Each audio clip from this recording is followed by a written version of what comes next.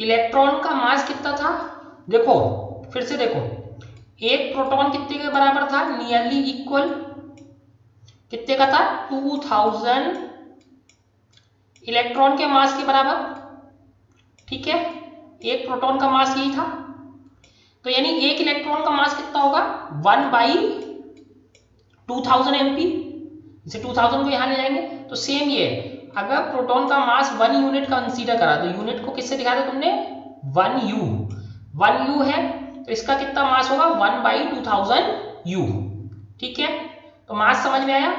फिर से देखो, इसीलिए मैं कह रहा हूं कि ये दोनों चैप्टर पढ़ने साथ में जरूरी हैं क्योंकि पिछले चैप्टर से काफी लिंक्ड है। तो देखो मास ऑफ प्रोटॉन कितना था, हमने कितना लिया 1U, मास ऑफ इलेक्ट्रॉन कितना हो गया, इसकी 2000 से डिवाइड हो जाएगी 1/2000, ठीक है U, तो इसका मास देखो, इसीलिए इन्होंने क्या कहा है कि कंसीडर टू बी नेग्लिजिबल, तो इसको कैसा समझाया था नेग्लिजिबल, क्योंकि देखो अगर ये 1000 है, सॉरी 1 है, तो 1/2000 तो कोई मीनिंग ही नहीं रखता।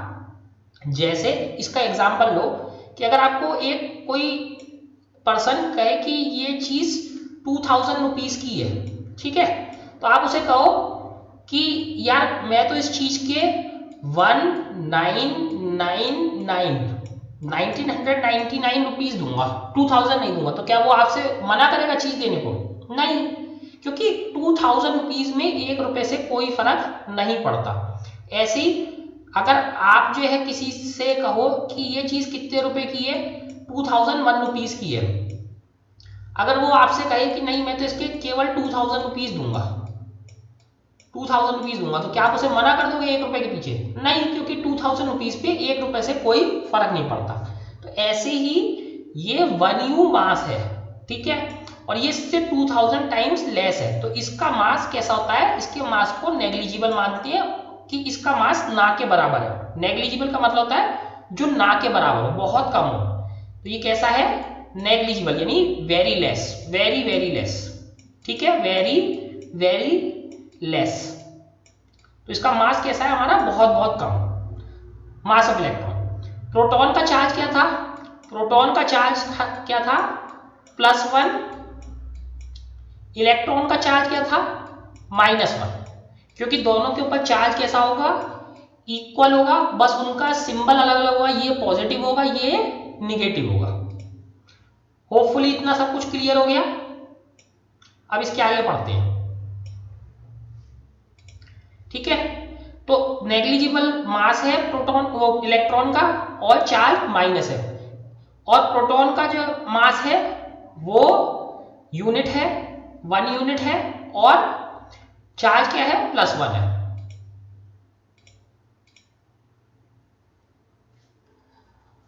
इट सीम्ड दैट, ऐसा लगता है that an atom was composed of protons and electrons, तो ऐसा लगता था कि जैसे इलेक्ट्रॉन और प्रोटॉन से मिलके ये जो है एटम बनाओ, तो एटम वाज कंपोज्ड हो किस से मिलके बना है प्रोटॉन इलेक्ट्रॉन से, ठीक है, तो अभी हमें दो चीजें पता चल गई, प्रोटॉन और इलेक्ट्रॉन इन दोनों से मिलके बना है, म्यूचुअली बैलेंसिंग देयर चार्जेस, तो कैसे म्यूचुअली बैलेंस, यानी वो चार्ज को क्या करते थे बैलेंस करते थे। जैसे अगर एक प्रोटॉन है एक इलेक्ट्रॉन है तो चार्ज क्या हो जाएगा 0, ठीक है, चार्ज क्या हो जाएगा 0, 2 प्रोटॉन है और 2 इलेक्ट्रॉन है तो चार्ज क्या हो जाएगा 0। तो ऐसे करके इलेक्ट्रॉन और प्रोटॉन से मिलके बनता था एटम, ऐसा सोचा जाता था, ऐसा लगता था, ऐसा सोचा जाता था। It is also appeared that protons were in interior of the atom, तो ये भी सोचा जाता था कि जो इंटीरियर है अंदर में है एटम के अंदर की साइड में, जैसे एटम ये है तो प्रोटॉन का है अंदर की साइड में, ऐसा भी लगता था कि जैसे प्रोटॉन है क्या है अंदर की साइड में है, for whereas electron could easily be removed of, क्योंकि इलेक्ट्रॉन जो है आसानी से निकाले जा सकते थे, इलेक्ट्रॉन आसानी से निकल जाते थे। देखो हमने बात करी थी ना चार्ज एक से दूसरे पे चला जाता है, तो कौन सा चार्ज जाता था निगेटिव वाला यानी इलेक्ट्रॉन, तो इलेक्ट्रॉन एक से दूसरे पे आसानी से चले जाते थे, तो वो सोचते थे कि जो प्रोटॉन है वो अंदर की तरफ है क्योंकि वो आसानी से आ जा नहीं पा रहा, और इलेक्ट्रॉन आसानी से आ जा पा रहा है तो वो कैसा है, बाहर है। ठीक है, तो क्योंकि electron could easily be removed of but not protons, protons बाहर नहीं जाते थे तो उन्हें लगता था कि ये अंदर की तरफ है प्रोटॉन्स और इलेक्ट्रॉन बाहर है क्योंकि यही आसानी से आ जा पा रहे हैं। Now the big question was, अब बड़ा क्वेश्चन क्या था, what sort of structure did particles of the atom form. ठीक है, तो अब बड़ा क्वेश्चन क्या है, बिग क्वेश्चन क्या है, व्हाट सॉर्ट ऑफ स्ट्रक्चर, कैसा structure did these particles of atom form, तो ये कैसा स्ट्रक्चर फॉर्म करते हैं पार्टिकल्स एटम का। भाई अभी जैसे अभी हमने ये डिस्कस किया कि ये ऐसे करके एटम है, बीच में इसके प्रोटॉन है, आउटसाइड क्या है, इलेक्ट्रॉन है, तो क्या ये स्ट्रक्चर है, तो ये देखना है अब हमने। We will find the answer to this question below, अभी हम इसका आंसर देखेंगे कि क्या स्ट्रक्चर है। ठीक है, आगे बढ़ते हैं। तो अब क्वेश्चन है, what are canal rays. Canal rays gas discharge से निकली हुई कैसी रेस थी, पॉजिटिव रेस थी, ऊपर आंसर है इसका, व्हाट आर कैनाल रेस। ठीक है, गोल्डस्टाइन ने देखी थी 1886 में, क्या थी, गैस डिस्चार्ज से निकली हुई पॉजिटिव रेडिएशंस थी। If an atom contains one electron and one proton will it carry any charge और नॉट, कोई चार्ज होगा या नहीं होगा, क्योंकि वन प्रोटॉन का पॉजिटिव वन इलेक्ट्रॉन का -1 और टोटल करोगे तो कितना आ गया, 0, तो कोई चार्ज नहीं होगा, तो नॉट। ठीक है, दोनों क्वेश्चन हो गए, आगे बढ़ते हैं। अब हम आते हैं structure of an atom, atom के स्ट्रक्चर पे। Structure of an atom, we have learned Dalton's atomic theory, Dalton की एटॉमिक थ्योरी हमने पढ़ ली थी इन चैप्टर 3। ठीक है, which suggested that the atom was indivisible and indestructible। तो डाल्टन की एटॉमिक थ्योरी में क्या था कि एटम जो है इंडिविजिबल है और इनडिस्ट्रक्टिबल है। तो इंडिविजुअल क्या मतलब, इसके जिसके छोटे छोटे टुकड़े नहीं किए जा सकते, तो यानी अगर ये एटम है तो इसको और छोटे टुकड़े में नहीं तोड़ा जा सकता। इनडिस्ट्रक्टिबल का मतलब क्या होता है कि इससे खत्म भी नहीं किया जा सकता। इनडिस्ट्रक्टिबल का मतलब क्या होता है, इसे कभी खत्म नहीं किया जा सकता, ये रहेगा ही रहेगा। तो सबसे छोटा टुकड़ा है और इसे कभी खत्म नहीं किया जा सकता।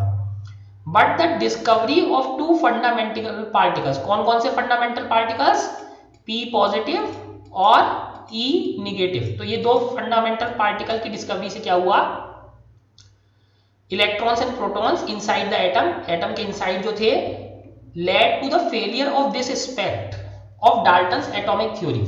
तो वो जो है इसको बोलने लगी कि ये गलत है, इसके फेलियर के लिए ये इसको फेलियर बताने लगी ये बात कि इसमें दो पार्टिकल आ गए, तो दो डिफरेंट टाइप के पार्टिकल आ गए, कौन कौन से, प्रोटॉन और इलेक्ट्रॉन। इससे क्या पता चला कि डाल्टन की एटॉमिक थ्योरी फेल हो गई है। ठीक है, it was then considered necessary to know how electrons and protons are arrange within atom. तो जैसे ही पता चला कि डाल्टन की थ्योरी तो फेल हो रही है भाई इस वाली बात पे, कौन सी बात पे, कि एटम इंडिविजिबल है और इंडिस्ट्रक्टिबल है, तो जैसी दो अलग अलग पार्टिकल पता चले तो जो है फिर ये डाल्टन की थ्योरी तो फेल होने लगी कि एटम इंडिविजिबल और इंडिस्ट्रक्टिबल है।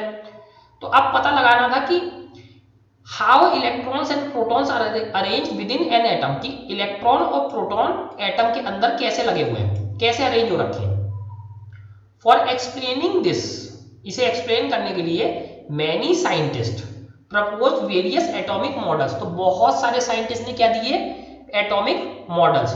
तो देखो यहाँ वर्ड है एटॉमिक मॉडल्स, तो जैसे अभी हमने डिस्कस किया था कि मॉडल क्या होते हैं, उस बड़ी चीज को समझने के लिए एक छोटी चीज बनाई जाती है, छोटी जैसे इलेक्ट्रॉन वगैरह है, तो उसे समझने के लिए हम एक मॉडल बनाते हैं कि इसमें एक्चुअल में हो क्या रहा है। तो मॉडल का मतलब जैसे घर का मॉडल बनाते हैं, घर बनाने से पहले, तो ऐसी एटम का उन्होंने मॉडल बनाया ये दिखाने को कि एटम में एक्चुअल में हो क्या रहा है।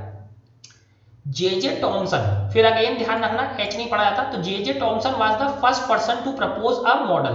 तो किसने सबसे पहला मॉडल दिया, जे टॉमसन ने, एच साइलेंट रहता है, ठीक है। सबसे पहला मॉडल किसने दिया, जे टॉमसन ने, for the structure of an atom. तो इन्होंने जे टॉमसन ने पहला मॉडल दिया एटम के स्ट्रक्चर के,